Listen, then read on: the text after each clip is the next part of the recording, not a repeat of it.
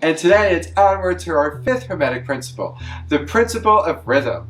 This principle illustrates how everything flows in and out, back and forth. The pendulum swing manifests in everything. How far the pendulum swings in one direction is how far it's going to swing back in the opposite, because rhythm compensates. The rhythm of life is what we're talking about. This endless pattern of birth, growth, decline, death. Luckily I'm still in the growth stage. Oh, well, lucky for you. Anyway, this cycle repeats over and over. And this principle is very closely linked to the principle of polarity, so please make sure you check that episode out. These two principles are linked because the rhythms of life occur between two opposite poles. I'm not quite sure how it all works out, but Meg's gonna explain it, right, Meg? I'm gonna try my best.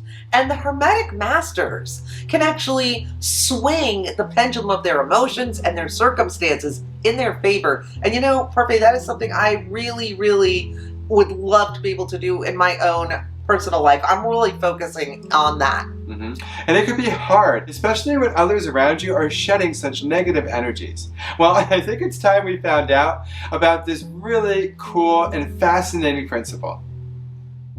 The fifth great Hermetic principle, the principle of rhythm. Everything flows out and in. Everything has its tides. The pendulum swing manifests in everything. The measure of the swing to the right is the measure of the swing to the left. Rhythm compensates. This principle shows us that everything there is not just in motion, but is in a measured motion, a to and fro motion, if you will. Think of things like pendulums and tides. This principle of rhythm is closely tied to the principle of polarity, which we discussed in our previous episode. Rhythm shows itself between the two poles established by the principle of polarity. Rhythm swings first towards one pole, then to the other.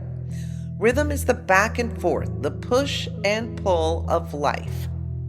This principle shows itself in things as huge as the creation and destruction of stars, to the rise and fall of nations, to the life history of all things, and of course, to our own mental states.